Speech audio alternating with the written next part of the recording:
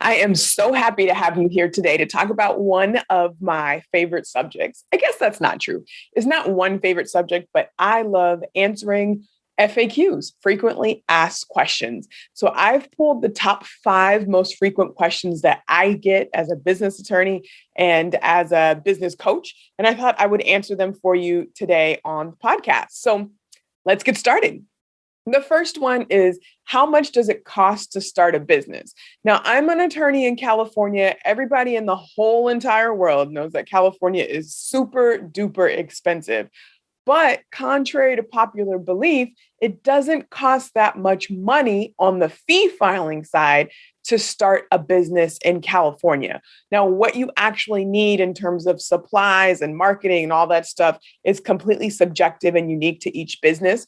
But the registration fee, the actual cost for starting in California, is pretty low. If you are starting a limited liability company, I think it's about $70 with the California Secretary of State. And I always recommend that you pay the $5 extra to get a certified copy of your registration so you can have it, take it to the bank, show it to anybody else that needs to know that you are actually a registered, certified company.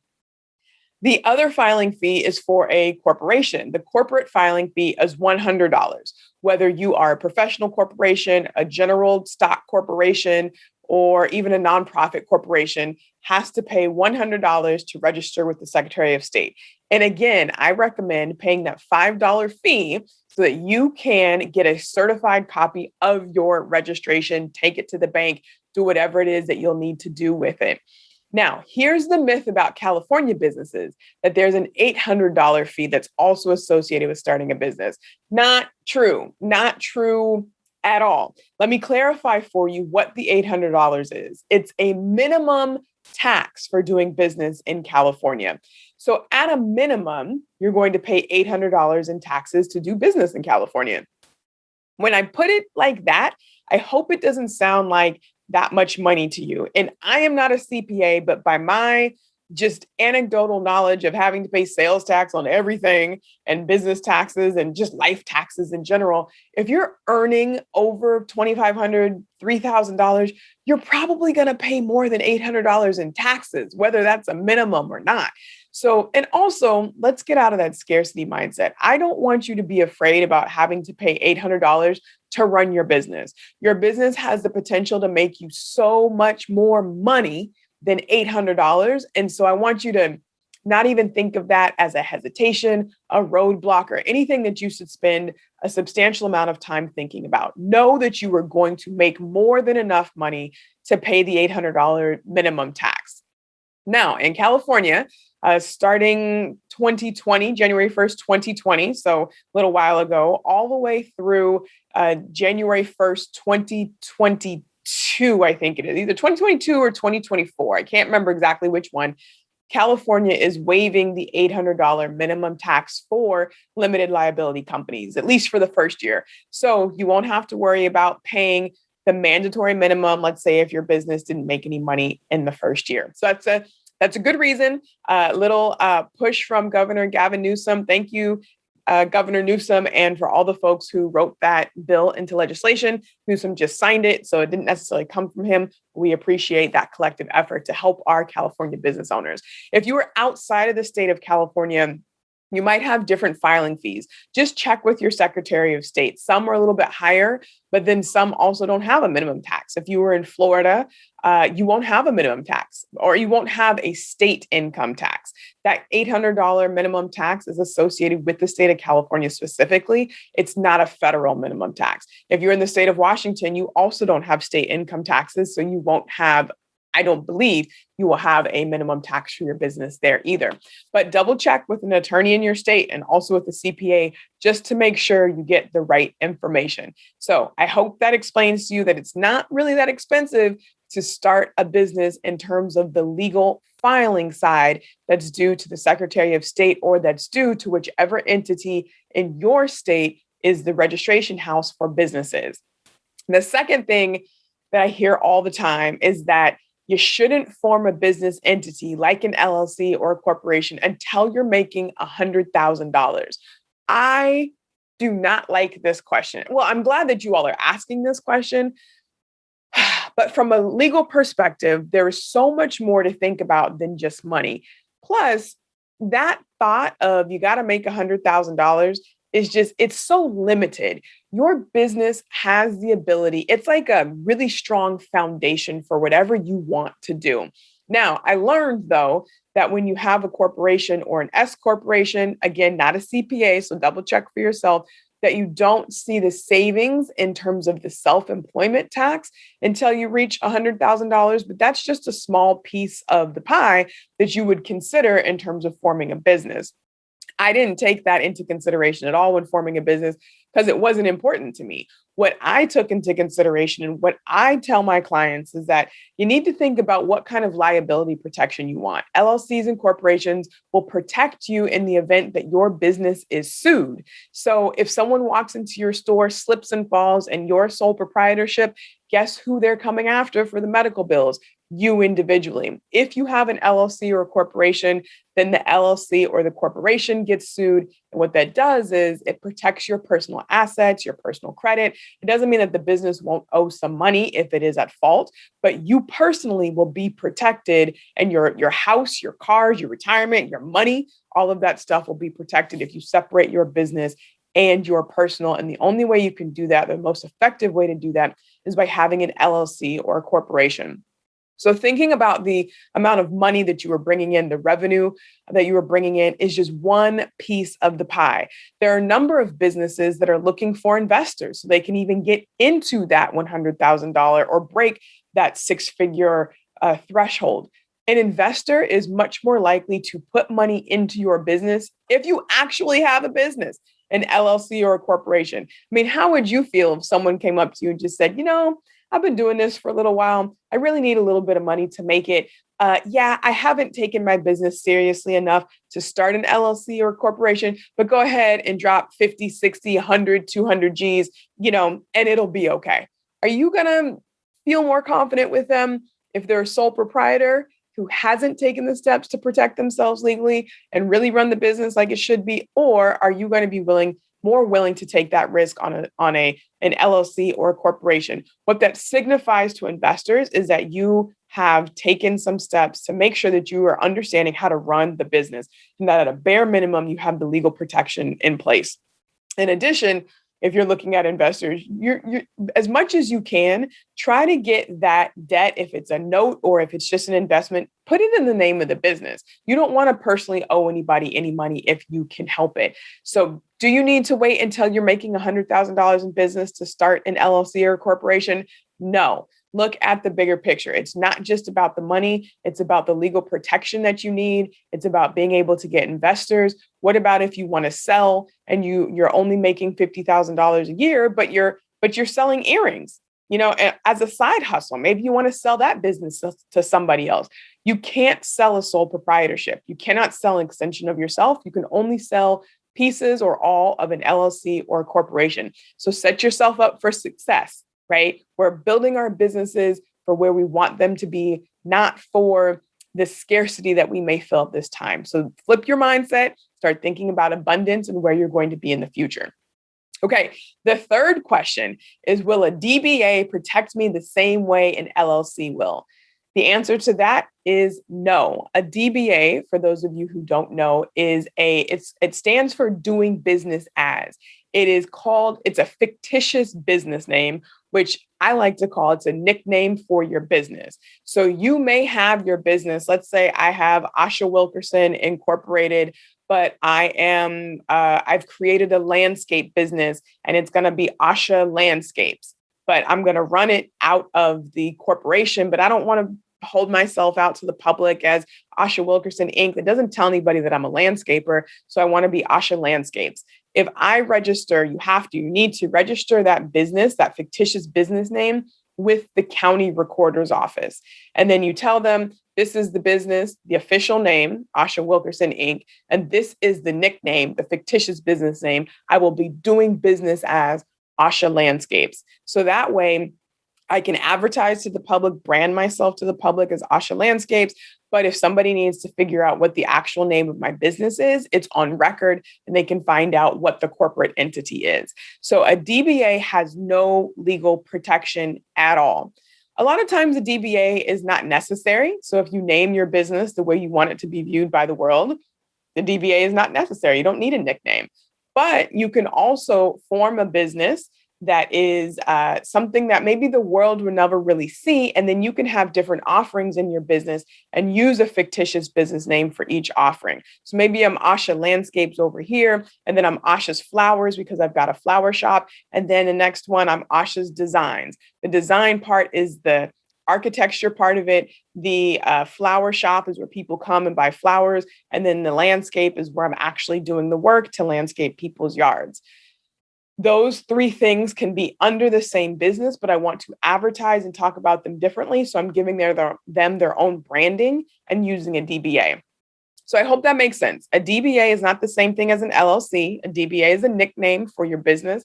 It must be registered with the county recorder's office. The DBA does not give you any legal protection at all. Even if you are a sole proprietor and register your fictitious business name, no legal protection. So get yourself together, get your business together, protect it all, put it inside of an LLC or a corporation, and you will be in a much better spot. Okay, the fourth question is, this is the worst question. Can I just use LegalZoom? No, please stop asking attorneys if you can just use LegalZoom after you've asked them for all the information about how to start a business or draft a contract or get a DBA.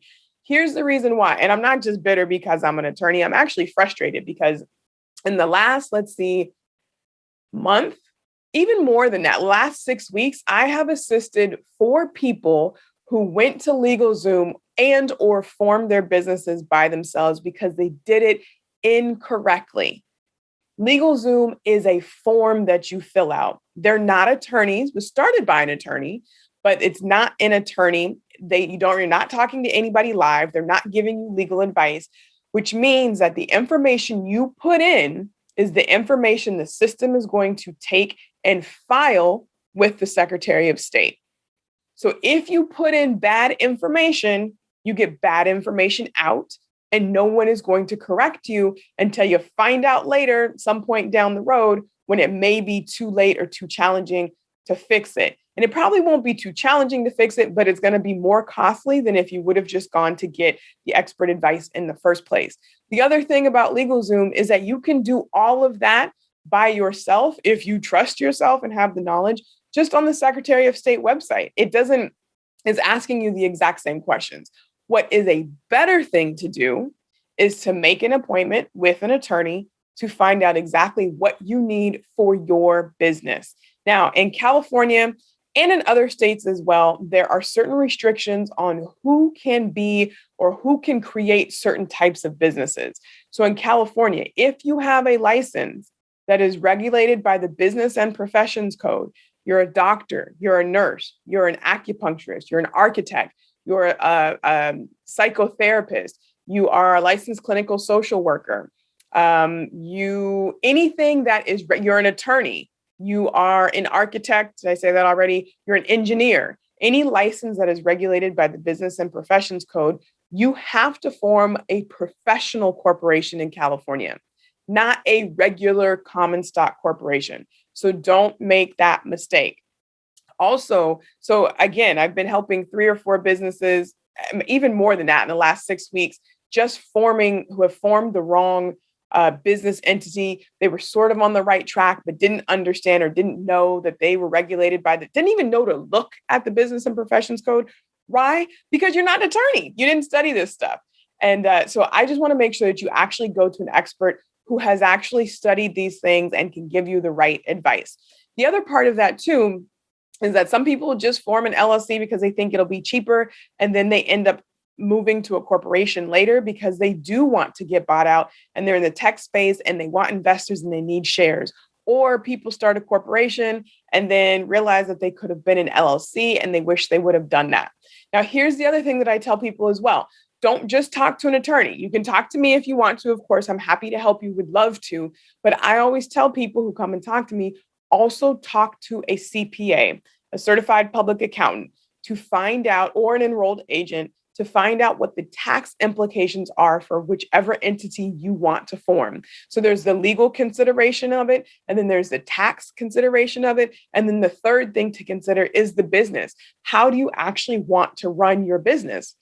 Is it going to be necessary to have a corporation, or maybe an LLC would be better? Is it going to be just you? Are you bringing other people in? How many types of ownership do you want? So there are three considerations: legal, tax, and the business side of it. And it's really unique to whatever your business is, and it's unique to what you want. So the other thing, this is actually getting into my fifth frequently asked question, so I'll just get right into it, is that my friend, neighbor, cousin, lover, whoever didn't form a business. They said, I don't need to. Do I really need to form a business? Be careful about taking advice from people who mean well, but don't actually have the expertise to give you the right information. And even the folks that have the right expertise, right, like an attorney, a CPA, a business coach, you want to make sure that you are talking to all three, because we all have different considerations, because we've studied different aspects of this business formation. So as an attorney, I'm trying to keep you safe, liability rise. As an accountant, they're trying to do the best thing for you, tax rise. And as a business coach, I'm also a business coach. I'm looking at what's the best fit for how you want to run your business and what's the best entity for you to grow into. Those are three different types of considerations. And so the friend down the street is probably not in the same position as you. And if they haven't gone to law school, or if they're not well versed in business, they're not forming businesses on their own, which I still caution about if you haven't, really studied it, then they probably aren't taking into consideration all of the things that I want you to take into consideration. And again, I'm not saying that because I want you just to come to me. I would love it if you did, but I really want you to go to the right place to get the right advice that you need. The amount of money that the businesses are spending now that I'm telling you about to have me fix their situations, they could have just paid that up front, and now they're paying twice, because they've already paid to form the business and now they got to pay me to fix the business. Or if they would have just come in the very beginning, then they'd be smooth sailing, right? They would just be able to continue in the entity that they were already in, because I would have put them in the correct entity to begin with. So those are the 5 frequently asked questions that I'm covering for you today. Again, just to recap, how much does it cost to start a business? Not as much as you think in terms of filing fees in California. That $800 fee is not a fee. It's a minimum tax in California. But check with the Secretary of State or whichever entity houses businesses in your state to see what the filing fees are. And now that's different. If you're a business like a gym and you need lots of equipment, that's going to be an individual consideration depending on how many dumbbells you need. If you're a service-based business, it's probably not going to cost you that much unless you need like printers and computers and that kind of a thing. So the actual cost of registering your business is probably much cheaper than you think. Number 2, I heard you shouldn't start a business until you're making $100,000. Is that true? Not true. That's one consideration that has to do with the taxes. I want you to think about the legal side of it, the tax side, and the business side. So I put people into businesses early on because I want them to have that legal protection. And I want you to be able to walk away protected if it goes belly up. So it's not just about what you're making, but it's protecting yourself in case it doesn't go the way that you've planned. Number 3, will a DBA protect me the same way an LLC will? No, it will not. A DBA is a fictitious business name, or as I say, a nickname. It gives you no legal protection. An LLC and corporation will protect you though. Number 4, can I just use LegalZoom? Please don't use LegalZoom. Please don't. It's just a question and answer site. You're just filling out a quiz, essentially filling out a form, and it takes your answers and puts it into the database to file it for you. You put in a bad answer, then you get a bad result. And you can do it if you're going to do it through LegalZoom, just go ahead and do it directly with the entity where you need to register. So in California with the Secretary of State, it's the same thing. They're not going to tell you what the right or wrong answer is, and neither is LegalZoom. So if you're not willing to pay the money to pay an attorney, just do it yourself. So at least you don't have to pay a third-party entity like LegalZoom. Also, one thing that I forgot to mention is that be careful of third-party sites. I had a friend of mine came to me asking about getting her tax ID number and used a third-party site that charged her $200. The tax ID number from the IRS is free, completely free. So again, make sure you go to an expert who knows what they're doing because they'll save you money in the end. And the last one, number 5, my friend, neighbor, cousin, lover didn't form a business. Do I really need to form a business? Be careful who you take advice from. Each piece of advice that I give is specifically tailored to the individual business owner that I'm speaking to. So what I told my friend who started a gym is going to be different than what I tell you that's starting a consulting business. It is unique to you, what you want to do with your business, where you're going with it in the future, and what kind of tax and business needs you have. All right. So that was it for me today. Don't forget to tune in next week. And I will see you soon.